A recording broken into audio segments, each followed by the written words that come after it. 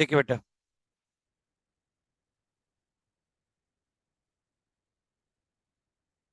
ध्यान से देखें बेटा। बेटा, लास्ट सन पे हमने फ्रीक्वेंसी पढ़ी थी न्यू। न्यू इक्वल टू क्या होता है बेटा? 1/t। न्यू इक्वल टू क्या होता है? 1/t। बेटा इधर देखें, स्पीड इक्वल टू होता है distance upon time. Speed equal to distance upon time, ये फॉर्मूला बेटा, इसको मैं एक और तरीके से लिख सकता हूँ। Lambda into 1/t। और 1/t किसके इक्वल है बेटा? फ्रीक्वेंसी के। तो आप लिख सकते हैं v equal to lambda into mu. Note करें।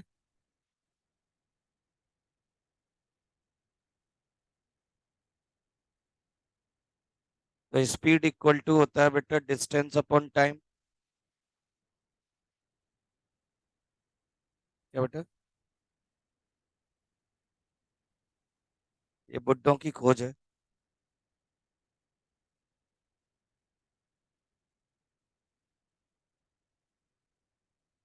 हम्म। बुढ़ापे में वो खिसक गए थे। तो स्पीड इक्वल टू क्या होता है बेटा? Wavelength into frequency, not velocity. ये नोट कर लीजिए बेटा, दो फॉर्मूले हो गए आपके। ये न्यू फ्रीक्वेंसी इक्वल टू 1/टाइम। लास्ट सन पे भी तो बोला था ना, जो लोग आए थे उनकी बात कर रहा हूँ। इस न्यू के ऊपर ही खूब बहस की थी आप लोगों ने। क्या? हम्म। क्या? वी नहीं है बेटा, वी किसने बोला इसको? बेटा बुक में भी इसी तरीके का है। वी ऐसे होता है। मैंने थोड़ा टेढ़ा कर दिया, इसको ऐसे बनाया, इस तरीके से। ये और ये सिमिलर है बेटा, बस वी नहीं बनाना है आपको। वी विक्ट्री नहीं बनाना है, वो वेलोसिटी के लिए है। ये फ्रीक्वेंसी के लिए है बेटा। चलिए। क्या? हाँ बेटा है। क्वेश्चंस नोट करें पहला। इसमें क्वेश्चंस नोट करेंगे। न्यूमेरिकल नोट करेंगे बेटा। फर्स्ट न्यूमेरिकल है अ sound wave. A sound wave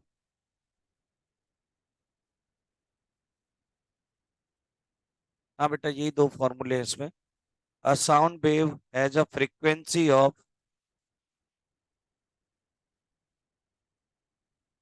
A sound wave has a frequency of 4 kilohertz। Sound wave की फ्रीक्वेंसी कितनी दी है बेटा? 4 kilohertz। And wavelength is 70 centimeter। Wavelength is 70 centimeter। Wavelength. How long will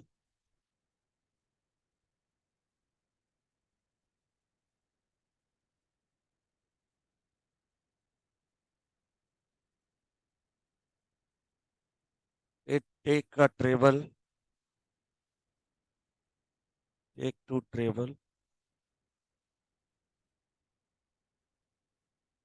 3 kilometer?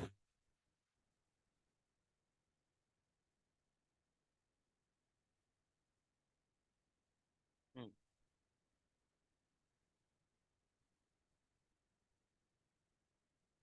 हाँ बेटा। आपको बताना है बेटा कितना टाइम लगेगा 3 किलोमीटर टाइम ड्यूरेशन को, लेंथ को कवर करने में। लैम्डा की वैल्यू दी है बेटा 70 सेंटीमीटर। न्यू निकालना है आपको बेटा। न्यू फ्रीक्वेंसी दी है ना बेटा, वी निकालना है।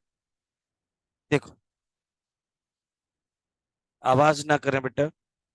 आपको निकालना है स्पीड, पहले स्पीड निकालनी होगी, और स्पीड निकालने के बाद बेटा टाइम टेकन निकालना है, टाइम कितना लगेगा।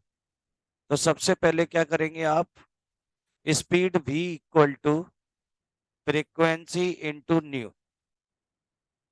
इसमें बेटा विशेषकर ध्यान रखना है यूनिट का। तो स्पीड इक्वल टू वेवलेंथ कितना है बेटा, 70 सेंटीमीटर। चेंज करना है इसको किस में, मीटर में। 70 इंटू 10⁻⁻²। अब बात आते हैं बेटा फ्रीक्वेंसी, 4 किलो। किलो को चेंज करेंगे तो 10⁻³ तो स्पीड इक्वल टू, ये 2 पावर से ये बेटा 2 पावर कैंसिल हो जाएगी। कितना आ गया बेटा, 700 मीटर पर सेकेंड। ये सॉरी सॉरी, कितना हो जाएगा ये, 2800 मीटर पर सेकेंड। अब क्या करना है बेटा, चेंज करना है तो कर सकते हैं, नहीं तो इससे भी निकाल सकते हैं। टाइम निकालना है बच्चों।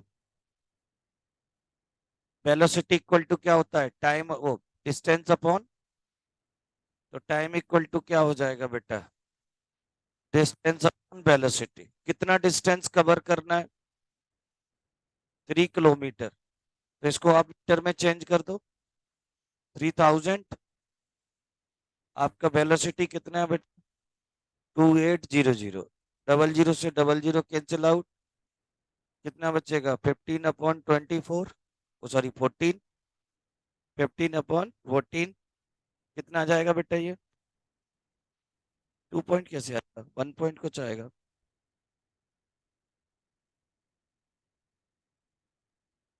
कहीं गड़बड़ है क्या, चेक करो बेटा।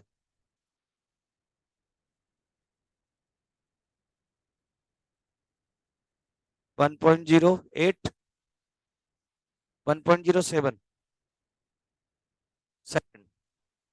कहाँ गलती की है, चेक कर।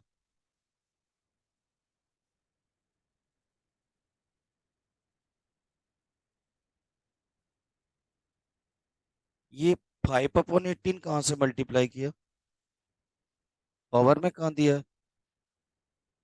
किलोमीटर हावर में कर दिया ना तुमने। क्लियर है बच्चों, क्या हो गया भैया। अगला नोट करें।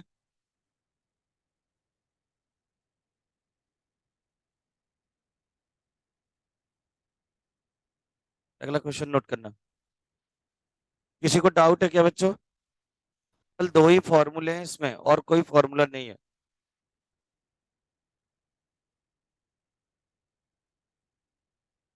नेक्स्ट नोट करेंगे, कैलकुलेट द वेवलेंथ। हाँ नोट करो। तुम आज होने नहीं दोगे, नेक्स्ट टर्न पे ही जाएगा ये चैप्टर। नहीं बड़ा नहीं है इसलिए।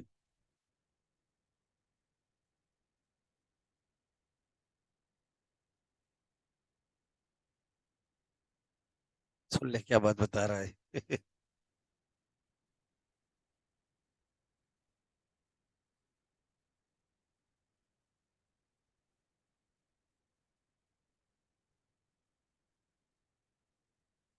चलिए, calculate the wavelength of a sound wave.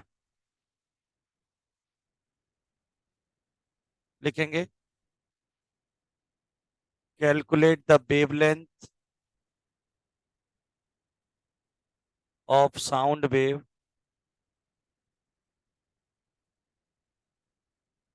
Calculate the wavelength of sound wave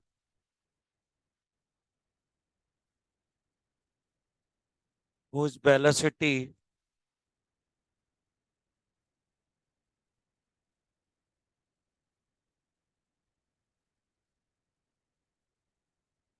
velocity is 440 meter per second and frequency is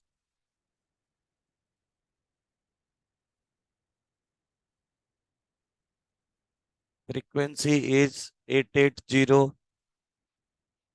hertz.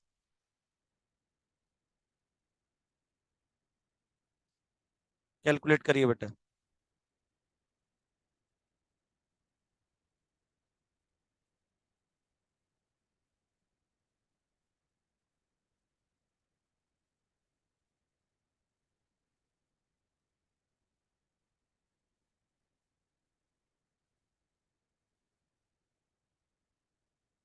1/2।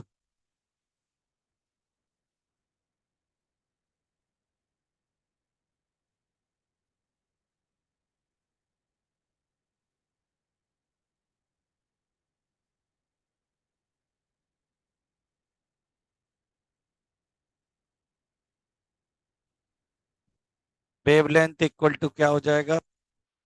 Upon, बोलो बोलो। Frequency is 880। वेलोसिटी इतनी है बेटा, फ्रीक्वेंसी ये हो गया 0.5 मीटर। क्यों? यूनिट क्या होती है? Metre, centimetre, angstrom, nanometre.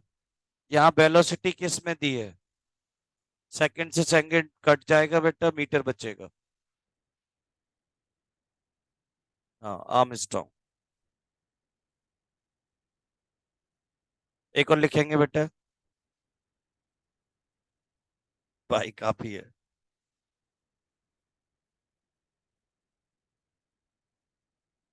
लिखेंगे बेटा, नोट करें।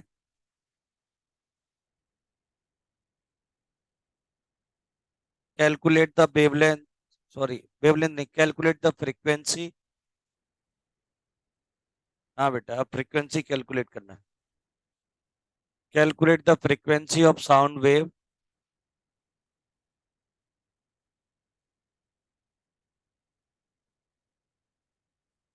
of sound wave. Calculate the frequency of sound wave when wavelength of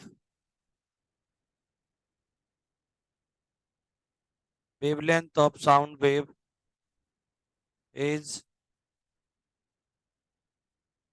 200 meter or sound wave 200 meter and velocity is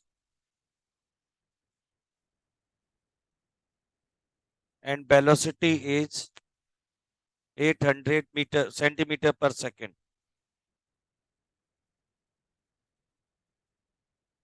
Velocity is 800 centimeter per second. Calculate the frequency of sound wave when wavelength is 200 meter and velocity is 800 centimeter per second. करने दो, solve करें।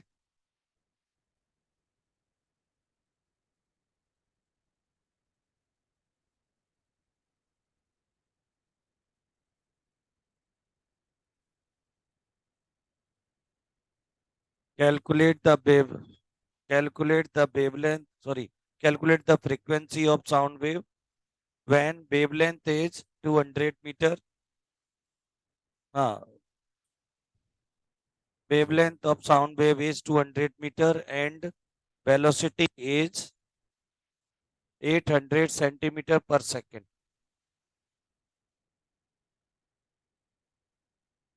क्या निकालना है? Frequency. अभी तो 25 बोल रहा था। कितना आ रहा है तेरा? तेरा कितना आ रहा है? निकालो जल्दी। यूनिट क्या है? ठीक है, कहाँ लिखा है दिखा? नालायक, आधा अधूरा लिख के बैठ जाता है। आ गया बेटा? भव्य, फॉर्मूला कौन सा लगा? Frequency equal to speed upon wavelength.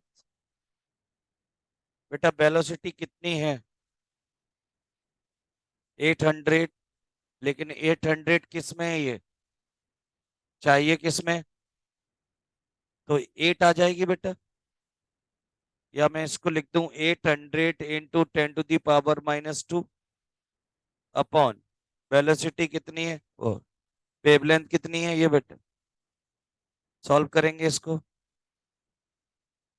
कितना आ रहा है बेटा? 4/100, 1/25 हर्ट्ज।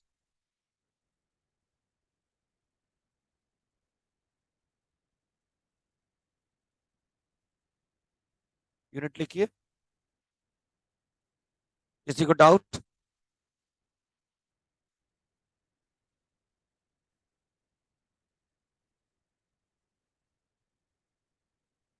उल्टा करने से।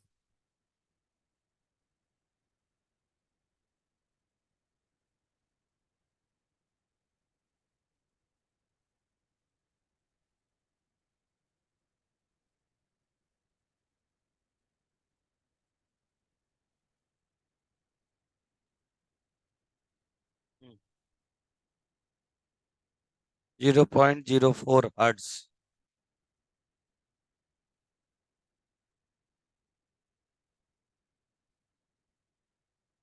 हो गया बेटा? चलो।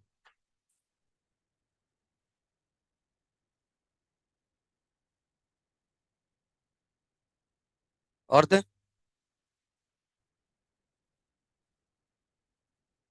एनसीईआरटी का दे रहा हूँ, नोट करें। अ साउंड वेव, एनसीईआरटी का क्वेश्चन है। अ sound wave, a sound wave has a frequency,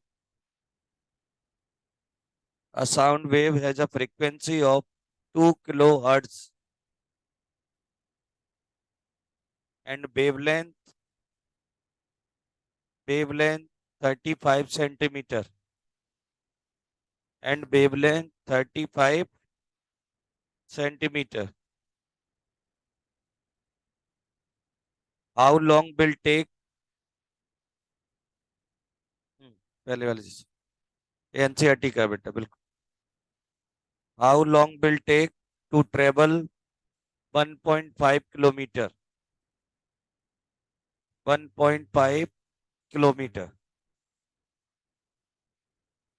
5 kilometre. Answer चाहिए बेटा। सॉल्व करें, आंसर बताएं। तुम्हारा फिजिक्स सही है, करो जल्दी सॉल्व करो। आंसर चाहिए तुझसे। सबसे पहले तेरे ही आना चाहिए। जल्दी कर, जल्दी कर। नहीं बेटा, तेरा भी निकल आता है, जल्दी कर।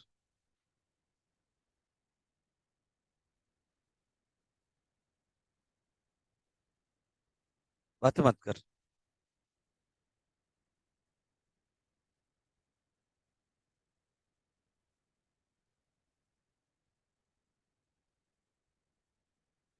वो तो क्या आएगा, वेलोसिटी आएगी।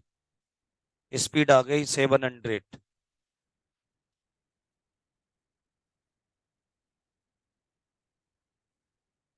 क्या? 350 सेकेंड? नहीं, गलत आ रहा है।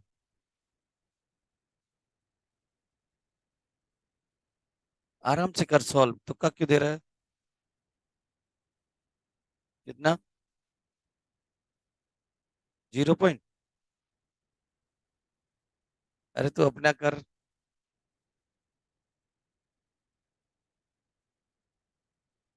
700 मीटर पर सेकेंड स्पीड आ रही है। अब चाहिए टाइम। टाइम इक्वल टू क्या होगा? D/V। तो डी रखो।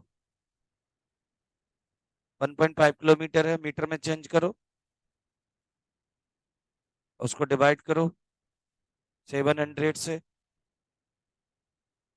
ये उल्टा कर रहा है फिर। फॉर्मूला क्या होता है?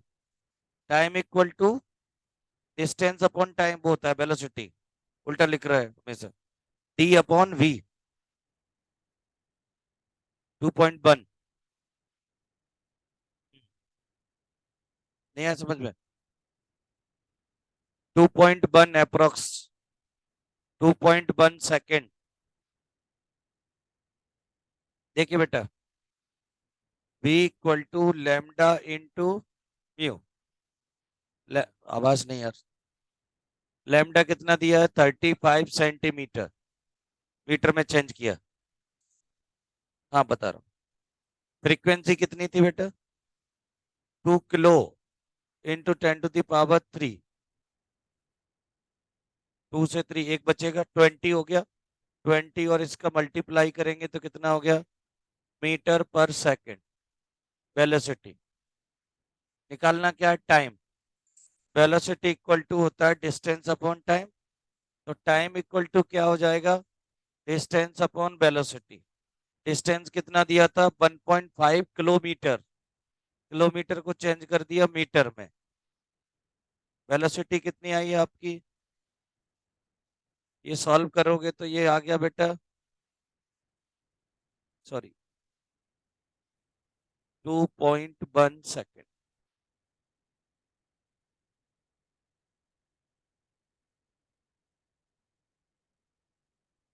बस काफी है इतना अप्रोक्स।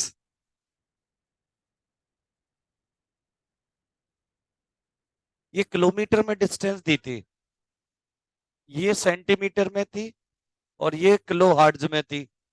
तो सेंटीमीटर को मीटर में चेंज किया और किलो को बेटा हर्ट्ज में चेंज किया, सिंपल। इस चैप्टर में यूनिट का ही विशेष ध्यान रखना है किसमें दी गई है बेटा, क्योंकि इसमें चेंज करके ही देते हैं वो। नहीं तो फिर बेटा सबको किलो में लाना पड़ेगा आपको। हाँ, फिर तो फिर किलो में करोगे तो ये पॉइंट में आ जाएगा, और यहाँ 1 पॉइंट है तो नीचे वही रहेगा बेटा, आंसर तो वही आने वाला है।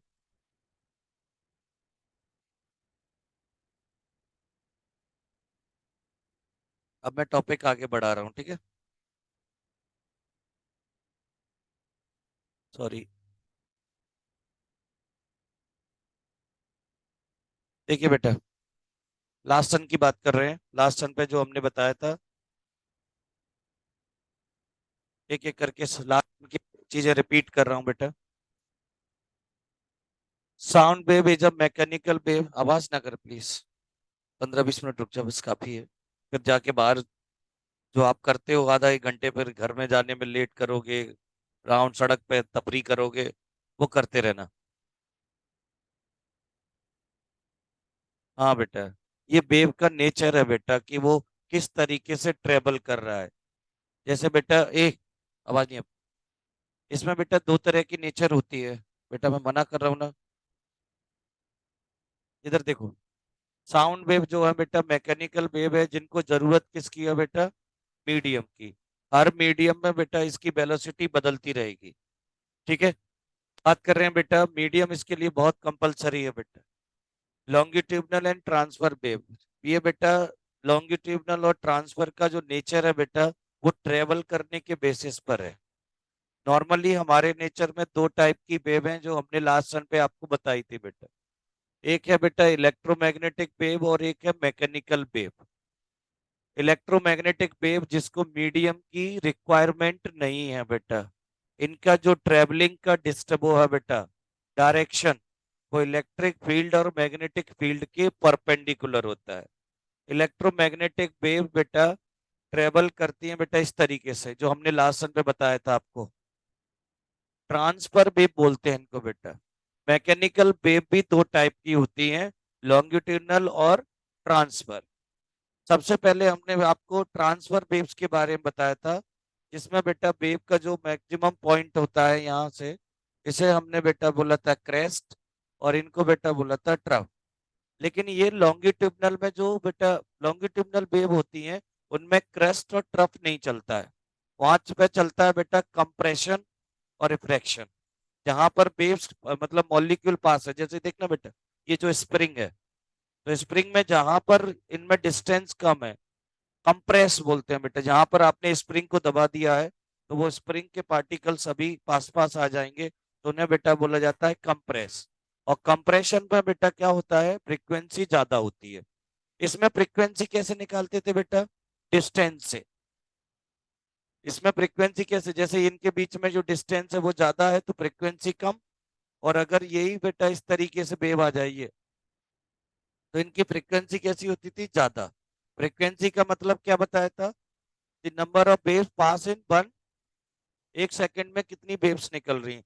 तो ट्रांसफर और लॉन्गिट्यूडनल में यही डिफरेंस है बेटा। यहाँ पर चेक करते हैं कंप्रेशन और रिफ्रैक्शन से बेटा, लॉन्गिट्यूडनल में। और ट्रांसफर वेव में चेक किया जाता है क्रस्ट और ट्रफ से बेटा। दो क्रस्ट के बीच की डिस्टेंस अगर ज्यादा है तो फ्रीक्वेंसी कम है, और अगर इनकी डिस्टेंस कम है बेटा तो फ्रीक्वेंसी ज्यादा है बेटा। ठीक है, बात कर रहे हैं हम लोग। तो ये हम बता चुके हैं बेटा कि कौन कौन सी वेव आती है इसमें। आज हम बात करेंगे मैकेनिकल वेव्स के बारे में। मैकेनिकल वेव दो टाइप की होती है, लॉन्गिट्यूडनल और ट्रांसफर। पानी के अंदर जो लहरें बनती हैं बेटा, नदियों में, समुद्र में, जहां पर भी, तो वो बेटा जो वाटर वेव्स होती हैं वो ट्रांसफर वेव का एग्जांपल है मैकेनिकल में। लेकिन हमारी जो साउंड वेव है जो हमको स्टडी करना है वो आती है बेटा किसमें, लॉन्गिट्यूडनल वेव में बेटा। ठीक है, तो लॉन्गिट्यूडनल वेव में बेटा यहाँ पर जो साउंड वेव दी गई है इसकी डेफिनेशन समझते हैं। लॉन्गिट्यूडनल और ट्रांसफर में डिफरेंस क्या होता है, इसमें डिफरेंस है बेटा डायरेक्शन का। ट्रांसफर वेव की जो डायरेक्शन होती है बेटा इलेक्ट्रिक फील्ड और मैग्नेटिक फील्ड के डायरेक्शन के परपेंडिकुलर थी। लेकिन यहाँ पर बेटा जो लॉन्गिट्यूडनल होगी उसके बेटा पैरेलल होगी। तो यहाँ पर देखिए डेफिनेशन दी गई है, a longitudinal wave is a wave where the particle of the medium move parallel to the direction of propagation. जिस डायरेक्शन में वो फ्लो हो रहा है उसी डायरेक्शन में उसकी डायरेक्शन हो बेटा, उसे बेटा बोलते हैं लॉन्गिट्यूडनल। लेकिन ट्रांसफर में ऐसा नहीं होता, ट्रांसफर में होती है परपेंडिकुलर बेटा। आगे बात करते हैं इसमें किसकी जरूरत है, if the particle of medium vibrate direction. जो पार्टिकल है बेटा उसकी जो वाइब्रेशन है उसकी डायरेक्शन में ही है तो बोला जाता है बेटा लॉन्गिट्यूडनल वेव। दूसरी डेफिनेशन है बेटा ये, if the particle of medium vibrate in the direction parallel to the along of the direction of propagation. जिस डायरेक्शन में वेव चल रही है उसी डायरेक्शन में पार्टिकल अगर मूव कर रहे हैं अलोंग द एक्सिस में तो उसे बेटा बोला जाएगा पैरेलल, सॉरी क्या बोला जाएगा, लॉन्गिट्यूडनल वेव। लेकिन बेटा पार्टिकल इधर चल रहे हैं, प्रोपोगेशन इधर हो रहा है परपेंडिकुलर एक दूसरे के, तो वो कौन सी वेव होती है, ट्रांसफर वेव होती है। तो आप लोगों को बुकलेट में इस लाइन को अंडरलाइन करना है बच्चों, इस वाली लाइन को अंडरलाइन करना है। ये डेफिनेशन है बेटा किसकी, लॉन्गिट्यूडनल। तो sound wave are pressure waves caused by object are vibrating sound wave need a medium through. और इसमें किसकी जरूरत होती है बेटा, मीडियम की जरूरत होती है। इस लाइन को आप लोग अंडरलाइन कर लीजिए, ये साउंड वेव के बारे में बेटा। ठीक है, तो साउंड वेव लॉन्गिट्यूडनल वेव है बेटा। इनके अंदर बेटा आप देखेंगे तो डायरेक्शन का पता करने के लिए स्प्रिंग एक अच्छा एग्जाम्पल है बेटा। स्प्रिंग को आप कंप्रेस कर दीजिए, जहां पर स्प्रिंग पास में आ जाती है बच्चों, इसमें बेटा डायरेक्शन इस तरीके से है। तो इधर स्प्रिंग की मूवमेंट है बेटा, पार्टिकल का मूवमेंट है, तो प्रोपोगेशन की डायरेक्शन भी यही होती है बेटा। बात कर रहे हैं बच्चों, देखिए जहां पर स्प्रिंग को बेटा कंप्रेस किया गया है उसे बोलते हैं कंप्रेशन। जहां पर स्प्रिंग के बीच में डिस्टेंस ज्यादा है बेटा उसे बोलते हैं रेयरफेक्शन बेटा। तो ये बेटा क्रस्ट और ट्रफ इसमें यूज नहीं होता है। ठीक है, इसमें बेटा इसको रिप्रेजेंट किया जाता है कंप्रेशन को सी से, रेयरफेक्शन को बेटा आर से। तो जैसे हम सी और टी, क्रस्ट और ट्रफ यूज करते हैं, ऐसे ही लॉन्गिट्यूडनल में यूज किया जाता है बेटा कंप्रेशन और रेयरफेक्शन बेटा। ट्रांसफर वेव, ये देख सकते हैं बेटा, इसमें बेटा डायरेक्शन, वेव इधर चल रही है लेकिन वाइब्रेशन, पार्टिकल की वाइब्रेशन कैसी है, परपेंडिकुलर होती है। तो इसमें बेटा डेफिनेशन ये है, इसको अंडरलाइन करेंगे, if the particle of medium vibrate in the direction perpendicular to the direction of propagation बेटा। ये दोनों में डिफरेंस है बेटा। लॉन्गिट्यूडनल और ट्रांसफर वेव में डिफरेंस है। अगर बेटा पार्टिकल जिस मीडियम में मोशन कर रहे हैं बेटा, वो कैसे होनी चाहिए बेटा, प्रोपोगेशन की डायरेक्शन के परपेंडिकुलर होती है तो बोलते हैं ट्रांसफर वेव, और अलोंग द एक्सिस होती है तो बेटा बोलते हैं आप लॉन्गिट्यूडनल वेव। ट्रांसफर वेव का एग्जांपल है बेटा वाटर वेव्स मैकेनिकल में। इलेक्ट्रोमैग्नेट बेटा वो भी ट्रांसफर वेव का एग्जांपल है, लेकिन वो मैकेनिकल नहीं है। हाँ, ट्रांसवर्स वेव, ठीक है। आगे बढ़े। इसमें हम आपको बता चुके हैं एम्पलीट्यूड, इन दोनों के बीच की डिस्टेंस लैम्डा, जिसे अपन बोलते हैं फ्रीक्वेंसी। एक सेकंड में एक पॉइंट से पास होने वाले नंबर को फ्रीक्वेंसी बोला था। लैम्डा मतलब वेवलेंथ। वेवलेंथ क्या था बेटा, distance between two crest and two troughs.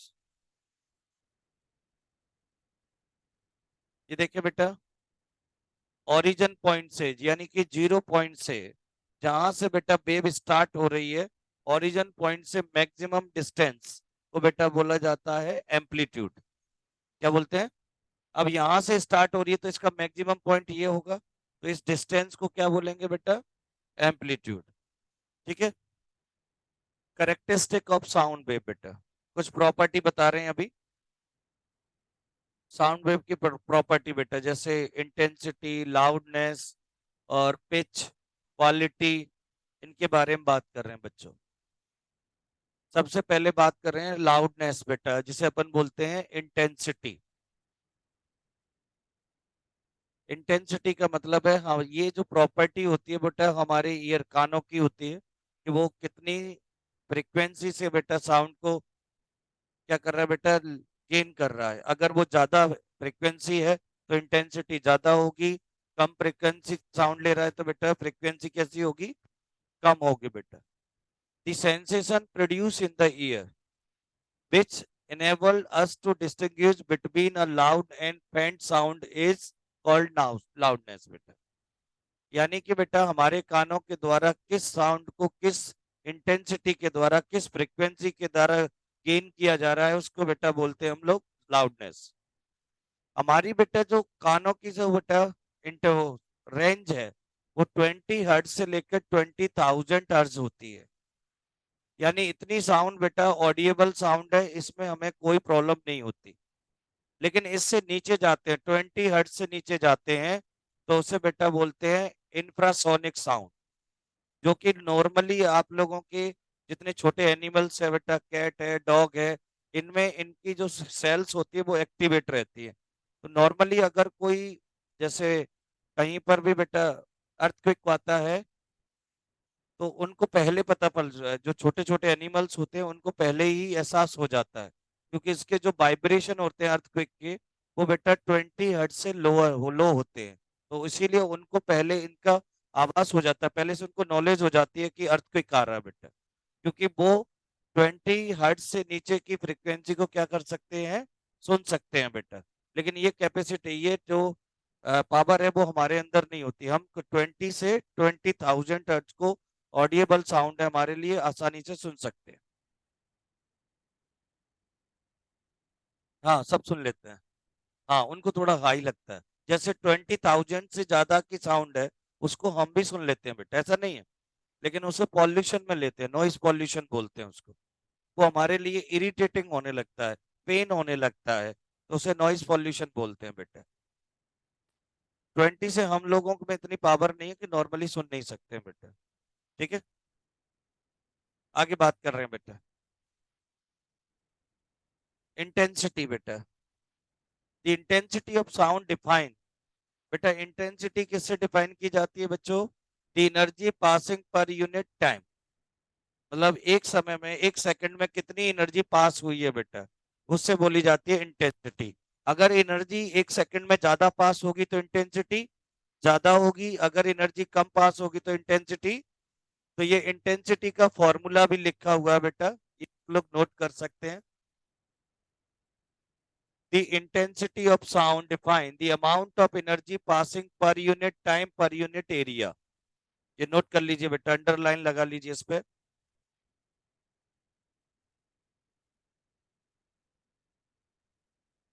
और एनर्जी अपॉन टाइम को हमने बेटा बोला था पावर, याद हो, वर्क डन अपॉन टाइम। तो इसको बेटा पावर अपॉन एरिया भी लिख देते हैं। पावर की यूनिट होती है वॉट और एरिया की होती है मीटर स्क्वायर। तो वॉट अपॉन मीटर स्क्वायर बेटा। एनर्जी की यूनिट आप सब लोग जानते ही हैं। अगर आप इस फॉर्म में लिखना चाहते हैं तो क्या लिखेंगे? Joule metre square into second. और जूल अपॉन सेकंड को क्या बोलते हैं हम? वॉट। तो इंटेंसिटी ऑफ साउंड बेटा डिफाइन किया जाता है the amount of energy is pass in per second per unit area. तो ये फॉर्मूला लिखा है बेटा, intensity equal to energy upon area into time. Energy और टाइम को हमने बेटा स्टडी कर लिया है वर्क पावर एनर्जी में। वहां बेटा क्या बोला था? एनर्जी अपॉन टाइम को पावर। तो पावर अपॉन बेटा कितना हो गया? एरिया। तो ये बेटा इसका फॉर्मूला है, नोट करें। इसको अंडरलाइन कर लीजिए बेटा, इंपोर्टेंट है क्योंकि इसमें फॉर्मूला है। हाँ बेटा, ऐसा यूनिट है।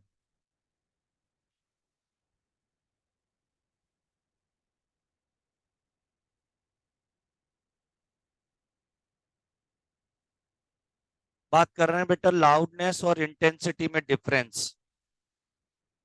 लाउडनेस और इंटेंसिटी में डिफरेंस। देखो बेटा, लाउडनेस एक फिजिकल क्वांटिटी है। जैसे हम लोग नॉर्मली बात करते हैं, कोई चिल्ला रहा है, शाउटिंग कर रहा है, तो हम लोग कहते हैं, क्यों चिल्ला रहे हो? लाउडनेस बेटा एक सिंपल फिजिकल करेक्टर है। सॉरी, उल्टा बोल दिया। ये कैसा है बेटा? ये फिजिकल करेक्टर नहीं है। लेकिन ये कैसा है बेटा? फिजिकल करेक्टर है, लेकिन इसको हम एक्यूरेट क्या कर सकते हैं? मेजर कर सकते हैं। तो it is not a entirely physical character, but it is a physical quantity which can be accurately measured. किसके द्वारा? Energy upon area into time, या मैं बोलूं पावर अपॉन एरिया से इसको क्या कर सकते हैं बेटा? हम एक्यूरेटली मेजर कर सकते हैं। लाउडनेस बेटा डिपेंड करती है हमारे कानों की सेंसिटिविटी पे। It depend on sensitivity of year या इंटेंसिटी ऑफ साउंड। साउंड कैसी है बेटा? तेज है कि धीमी है? लाउडनेस हाई है कि कम है बेटा? It does not depend on the sensitivity of, ये हमारे कानों पर डिपेंड नहीं करती। ये किस पर डिपेंड करती है बच्चों? एरिया पर और टाइम पर। तो इंटेंसिटी ऑफ साउंड किस पे डिपेंड करेगी बेटा? एरिया और टाइम पर बेटा। लेकिन लाउडनेस किस पे डिपेंड करती है बेटा? सेंसिटिव ऑफ ईयर पे।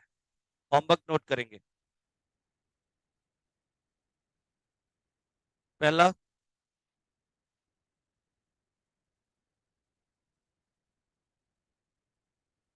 ट्रांसफर वेव्स और लॉन्गिट्यूडनल तो लिख लिया था डिफरेंस। तो इसमें लिखेंगे बेटा, पहला, difference between, difference between loudness and intensity. Test maths का है ना इनका तो। हाँ, स्टैटिक्स एंड प्रोबेबिलिटी का टेस्ट है सैटरडे को। 31 संडे की छुट्टी है इस बार। परसों टेस्ट है। मेरी क्लास नहीं होगी, टेस्ट होगा।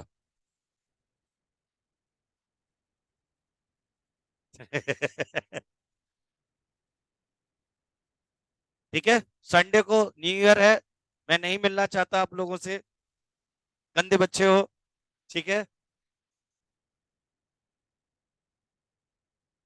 मैं छुट्टी तो ले रहा हूँ, संडे की दे रहे हैं छुट्टी। ठीक है, क्या कह रहा है? हाँ बेटा, एक और क्वेश्चन, एनसीईआरटी के क्वेश्चन है, पेज नंबर 162 पे क्वेश्चन है एक। पेज नंबर लिख लीजिए, पेज नंबर 162, पेज नंबर 163, 2, 163 और 166। इन पर बेटा टोटल क्वेश्चन है 6। ये करके लाने हैं बेटा एनसीईआरटी के। एक एक दो दो क्वेश्चन दिए ना इन टेक्स्ट वाले, देखो। ट्यूसडे को चेक होगा, ट्यूसडे। न्यू ईयर में मिलेंगे, न्यू ईयर के बाद 2023 में मिलेंगे अब।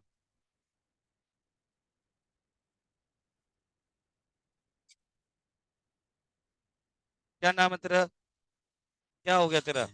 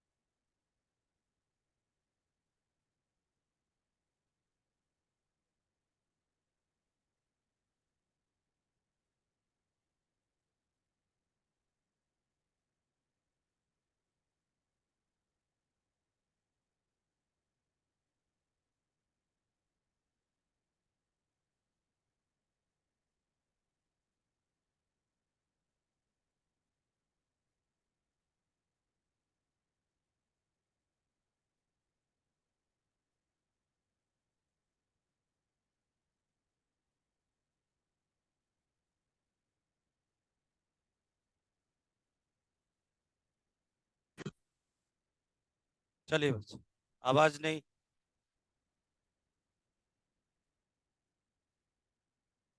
चलिए,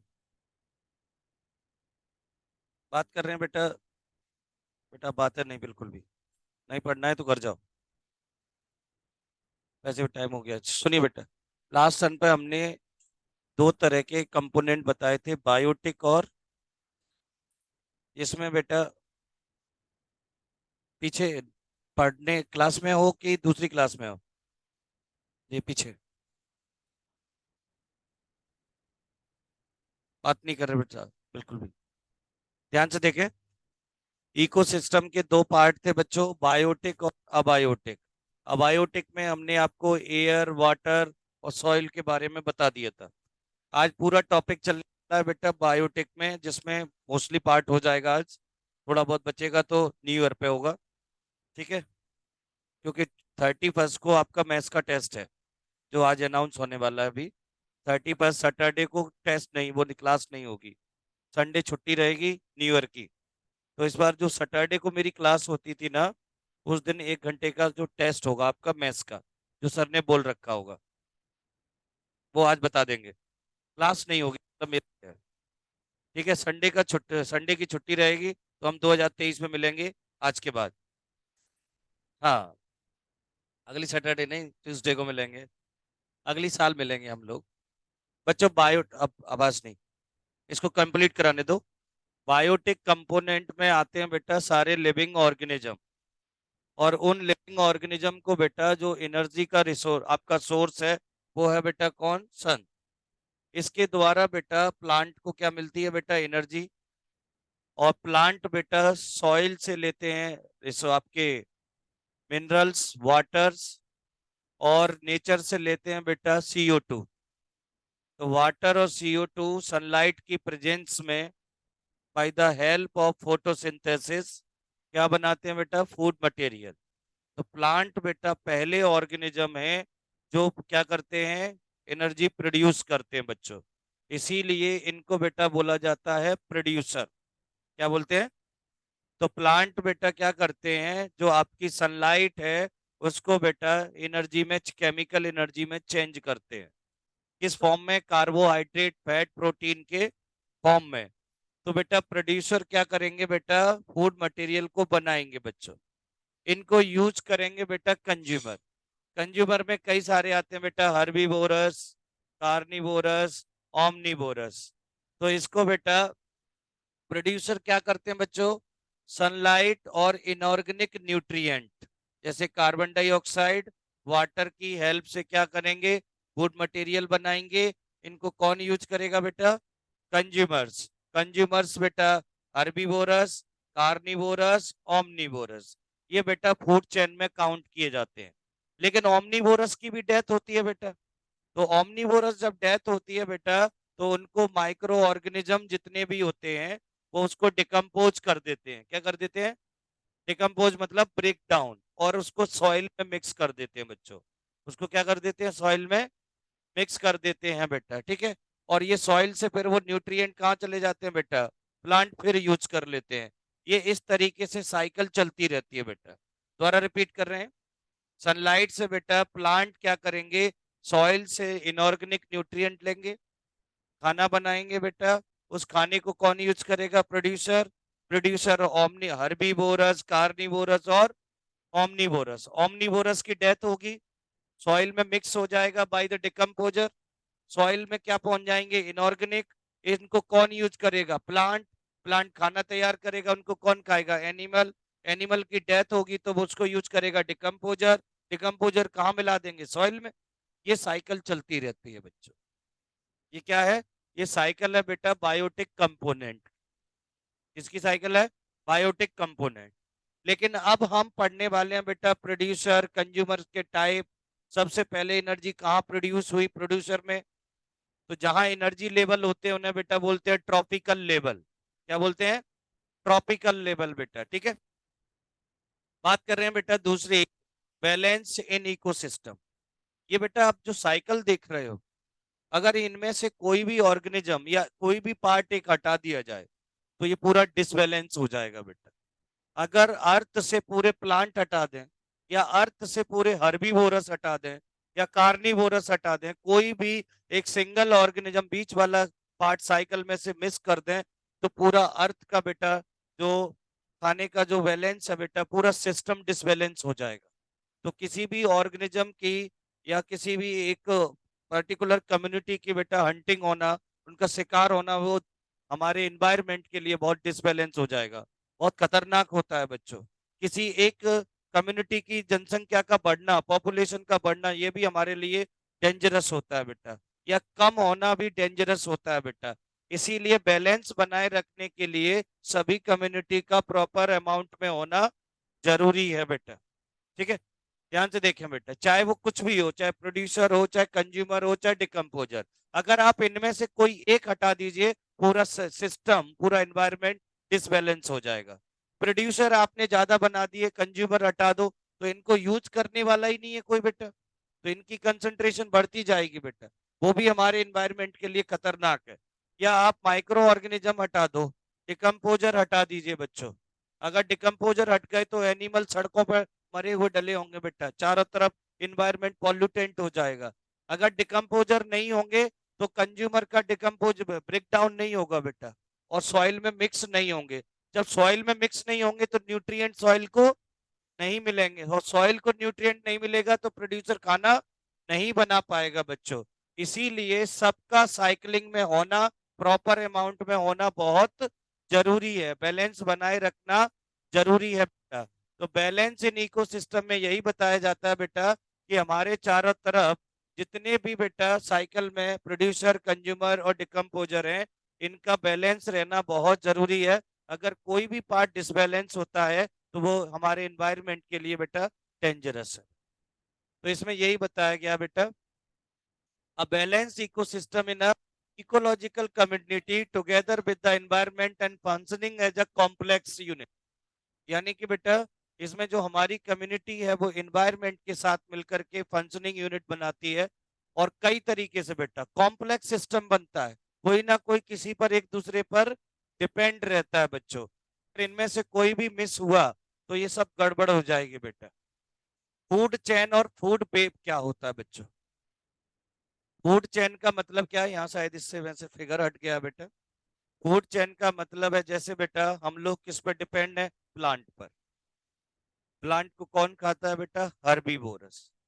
हर्बीवोरस को कौन लेता है बेटा, कार्निवोरस। कार्निवोरस को कौन ईट करेगा, तो ये बेटा एक ट्रॉपिकल लेवल से दूसरे ट्रॉपिकल लेवल में, दूसरे ट्रॉपिकल लेवल से तीसरे में, और तीसरे से ट्रॉपिकल लेवल में एनर्जी का जो ट्रांसफर है बेटा, इसे बोला जाता है फूड चेन। क्या बोलते हैं, हमारे इन्वायरमेंट के जितने भी ऑर्गेनिज्म हैं वो एक दूसरे पर डायरेक्टली और इनडायरेक्टली फूड के लिए डिपेंडेबल है, इसे बेटा बोलते हैं फूड चेन। इस फूड चेन में कई सारे आपके बुकलेट में बेटा वो फूड चेन दी गई है। चाहे बेटा प्लांट ले लीजिए, प्लांट को कोई रैबिट खा रहा है बेटा, रैबिट को कोई ओमनीवोरस, क्या कहते हैं, कार्निवोरस ने लिया, और कार्निवोरस को किसी ओमनीवोरस ने खाया। तो ये बेटा एक जो चेन है इसे बेटा बोला जाता है फूड चेन। हमारे नेचर में कई टाइप की फूड चेन पाई जाती है। अब इसमें बेटा एक फिगर नहीं दिया है, मैं उसको ले लेता हूँ कहाँ से, क्या, मैं गूगल से ले लेता हूँ, वो आपको फूड चेन और फूड वेब के बारे में बताते हैं।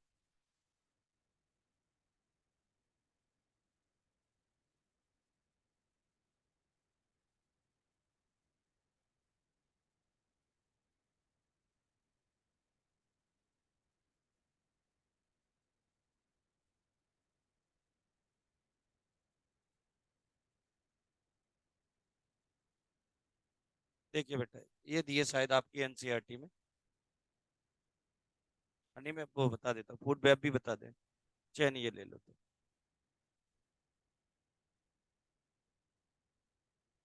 हम्म,